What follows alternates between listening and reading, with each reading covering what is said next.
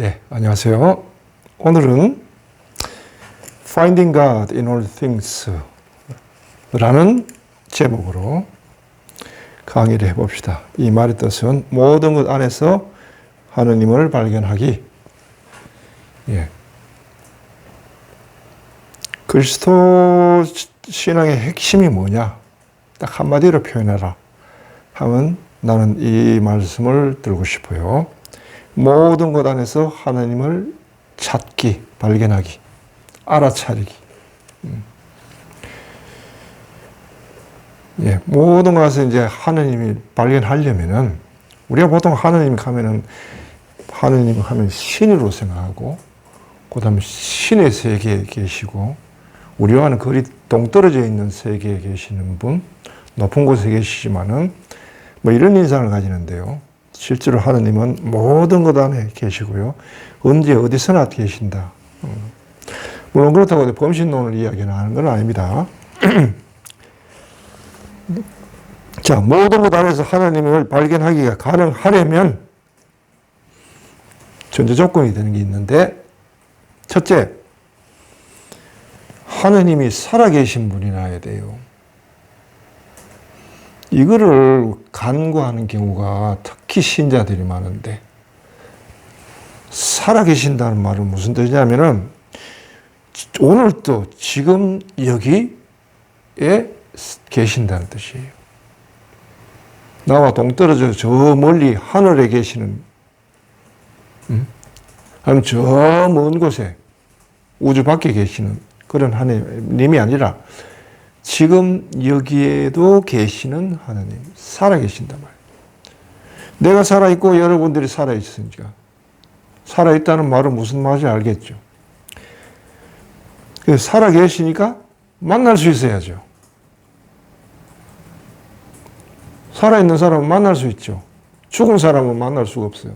내가 만나자고 아무리 흔들어도 반응이 없잖아요. 서로 통교가 된다는 말이에요. 소통이 된다.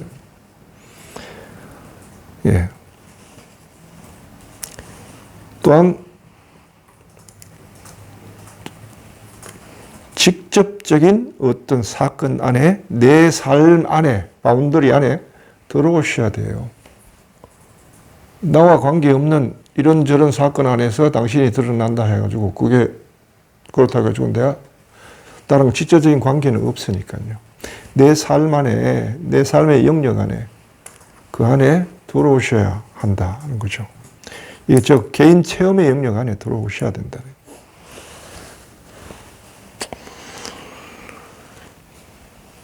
그리고 또 살아계신 분이라고 하는 것은 중재자가 필요 없다는 말입니다.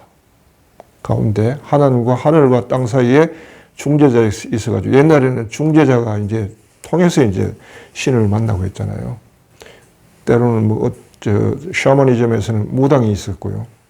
종교에서는 사제가 있었고, 그걸 통해서 이제 사제가 신에게 드리는 기도 방식이 있고, 그 방식에 따라서 드려야 응답을 해주시고, 축복을 해주시고, 그래서 사제가 굉장히 중요했죠.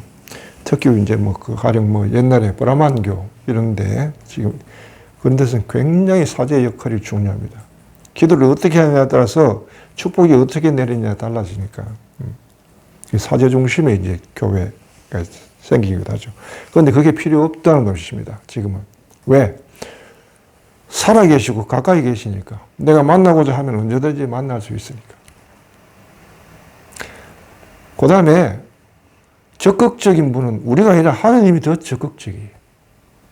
인간을 만나는 이 데서 주도권을 당신이 갖고 계신다고. 바로 이런 시대에 이제 우리가 이제 살고 있기 때문에 모든 것 안에서 하나님을 마음만 가지면은, 발견하고자 한다면 발견할 수 있고 만날 수 있다. 이게 신앙의 핵심입니다. 나머지 것들은 전부 다 과거의 기억입니다. 심지어 성경도 기억이죠. 하나님을 체험하고 섬기고 산 사람들이 기억입니다. 이건 글로 기록된 거죠. 아직 성령의 입김이 들어가기 전에는 아직은 거리고 죽은 것입니다. 그 더 중요한 건 뭐냐? 살아계신 하나님, 지금 여기 계시는 분, 궁금하면 직접 물어보면 되는 겁니다. 예. 사람을 통하지 않고도. 그게 바로 살아계신 하나님의 뜻이에요. 이게 가장 중요합니다. 이거를 빼버리고 사람들이 어느 성당에 가지고 기도하면 하나님께서 만나려니 어느 신부님, 거룩하신 신부님 미사하는데 그거 가면은 하나님을 잘 만나느니, 어느 성령 기도에 가면 잘 만나느니, 그럴 필요가 없다는 거예요. 성경에도 사마리아 여인에게 예수님이 이 산이다 저 산이다, 이제는 그런 구분을 안 할 때가 온다. 지금 하나님은 영이시고 영적인 분을 영적으로 예배하는 사람을 하나님께서 찾고 계신다. 예. 예나 지금이나 살아계신다는 게 굉장히 중요합니다. 예수님 어디 계세요? 살아계세요, 지금.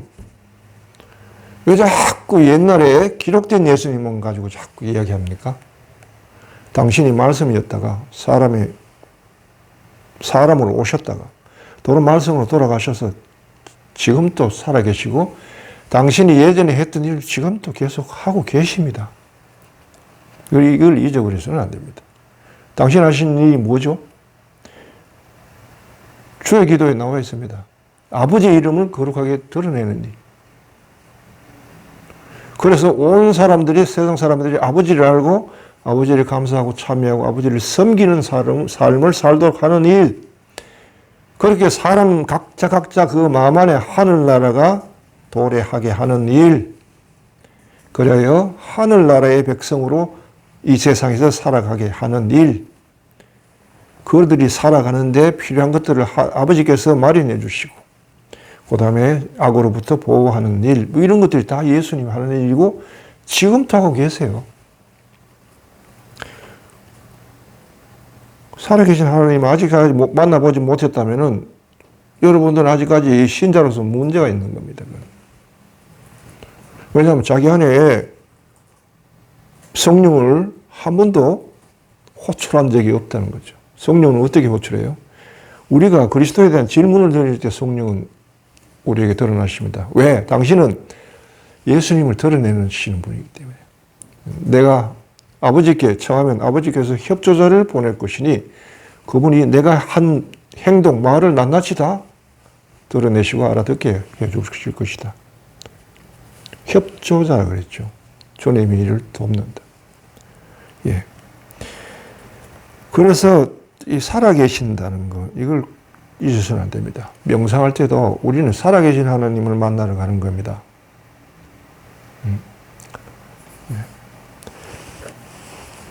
그래서 이제 모든 것에서 하나님을 찾기 위해서는 이제 첫째는 이제 하나님은 살아계신 분이다라는 거고요. 두 번째는 그럼 어떻게 체험이 가능한가? 하나님 체험이 가능한가? 가능해야죠. 옛날에는 하나님을 체험하는 사람은 아무나 하는 게 아니었어요. 아주 특별한 사람들만, 예, 모세 같은 지도자나, 그 다음에 이스라엘 임금, 왕이나, 아니면 예언자나, 이런 사람을 통해서 당신이 메시지를 전했어요. 그때는 중재자가 필요했단 말이에요. 그런 사람들이 하나님을 또 그냥 만나느냐? 그렇지는 않단 말이에요. 모세에 비유하면 모세가 하나님을 만나기 위해서 시나이산 꼭대기까지 초대됩니다. 다른 인간들은 산 언저리에도 접근하면 안 됐습니다. 여기는 거룩한 땅이니까 인간이 접근하면 다 죽게 되죠. 그러나 특별하게 이제 선택된 자는 불림을 받아서 산 위로 올라갑니다. 산 위로 올라간다는 거예요. 인간이 자기를 초월한다는 얘기예요. 초월하기 위해서는 여기 가진 인간적인 조건들은 다 버려놓고 가야 되는 거죠. 같이 갈 수가 없어요. 버리고. 예. 심지어 꼭대기 가서는 하나님을 만나기 위해서 꼭대기에서 40일 동안 명상하면서 기다렸어요. 그리고 나서도 하나님을 만났지만 당신의 얼굴은 못 배웠어요. 왜? 모세가 그렇게 요구합니다. 예, 탈출기 33장 18절에 보면요. 당신의 영광을 보게 해 주십시오. 그러니까 하느님이 내 얼굴은 보지 못한다.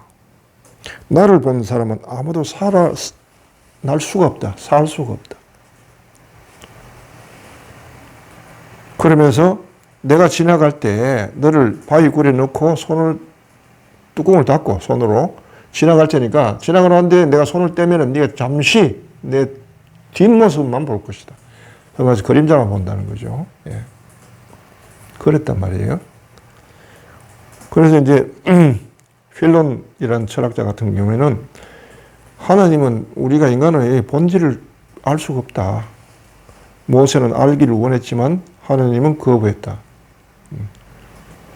그래서 인간이 자기가 원하는 만큼만 하나님을 알면 그만이지 그분의 본질 자체는 인간은 꿰뚫어 볼 수가 없다. 라고 아예 이제 그렇게 해석했죠. 자, 그런 하나님을 어떻게 체험하느냐고요. 어떻게 만나느냐. 일상 속에서 산 위도 아니고 내 일상 속에서 평범한 일상에 만나고 사람을 만나고 일하고 그다음 그야말로 정말 물깃고 땔감 죽고 그냥 이런 평범한 생활 속에서 어떻게 하나님이 만나지느냐 라는 것에 대해서 이걸 위해서 예수님이 오신 겁니다. 예수님이 오셔가지고 그 어려운 그 길을 인류 전체를 통틀어도 그야말로 손가락에 꼽을 정도로 희귀한 그런 체험을 모든 사람에게 보편적으로 할 수 있던 그 길이 열리는 겁니다. 그거는 첫째는 하느님께서 뜻을 세우셨고 성부께서 뜻을 세우셨고 그렇게 하겠다고 신이란 지위를 버리고 아버지란 지위로 모든 사람에게 당신을 계시하기로 하신 겁니다. 그걸 이루기 위해서 말씀께서 사람이 되어서 오셔가지고 보통의 길을 통해서 소위 깨닫게 되는 그 길을 마련하신 거죠. 그래서 모든 사람들이 자기를 초월할 필요 없이 자기가 있는 그 자리에서 하나님을, 살아계신 하나님을 만날 수 있는 길이 열린 것이죠. 그게 이제 크리스천 가르침의 핵심입니다. 이거 빼놓고 다른 걸, 어떤 걸 이야기해도 그건 오히려 핵심을 뺏겨가고 오히려 핵심을 방해하는 그런 요소밖에 되지 않습니다.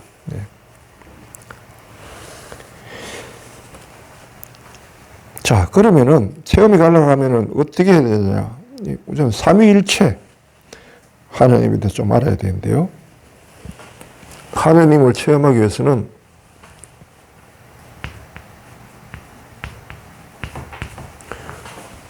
성부를 체험하기 위해 성부의 체험은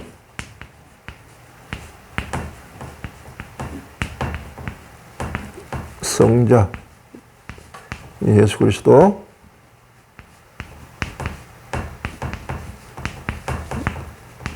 통해서만 가능해요. 그 다음에 성자를 알기 위해서는 예수 그리스도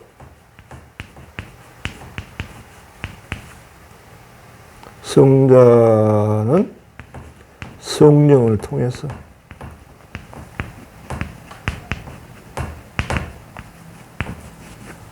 알 수 있다.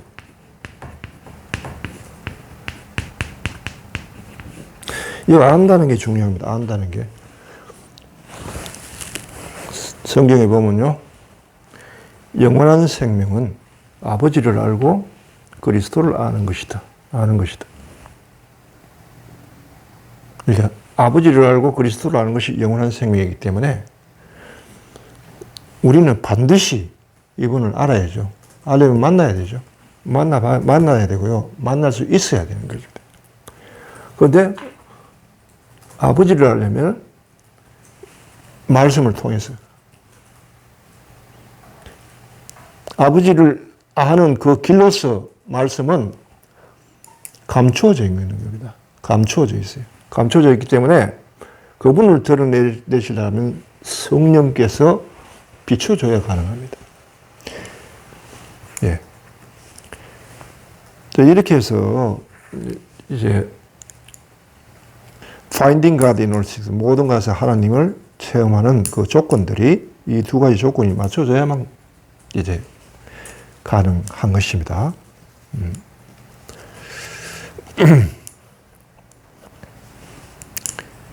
그럼 성령께서는 자 여기서 보면요.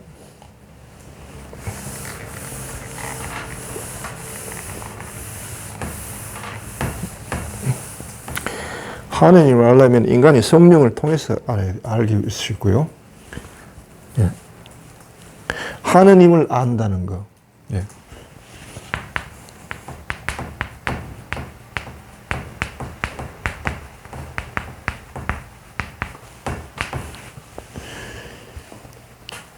이게 굉장히 중요한데, 이거는 오직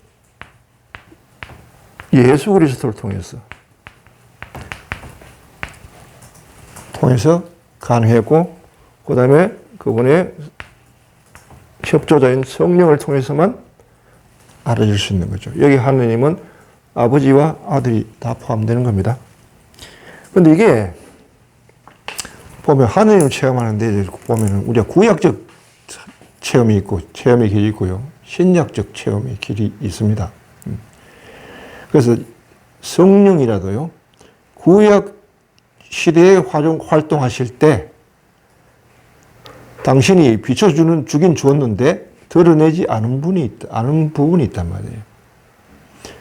그 다음에 예수님이 오시고 난 이후에 성령께서 비춰주는 부분이 있는데 구약에서는 금지됐지만 신약에서는 허락된 부분이 바로 하나님에 대한 알미란 말이에요. 그래서 성경에는 이런 말이 있습니다. 사람들 중에 가장 큰 사람이 세례자 요한이다. 요한은 다시 오기로 한 엘리야다. 다시 오기로 한 엘리야가 바로 세례자 요한이다. 그러나 그 세례자 요한도 하늘나라에서 가장 작은 사람도 요한보다 더 크다. 왜 그럴까?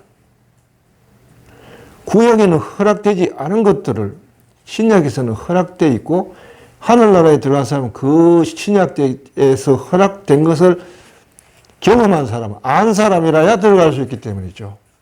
결국은 그건 뭐냐 하면 하느님에 대한 알미인데 이 알은 그냥 하나님의 능력이 아니라 구약에서 금지됐던 모세가 원했던 당신의 본질을 영광을 보게 해주셔야 할 때 거부됐던 그 영광을 여기서는 허락이 되었다는 뜻이죠. 그래서 같은 영이라도 차이가 있다는 겁니다. 이만큼 굉장한 것을 사실은 우리가 받고 있는데도 우리는 그 사실에 대해서 잘 모르죠. 그래서 늘 하나님을 예배한 방식이 정말 구약적입니다. 그런 방식으로 하나님께 다가가는 것이 많은데 여기에 대해서 참 할 말이 많은데요. 내가 그 많은 것은 다음 시간에 계속해서 이야기하도록 합시다.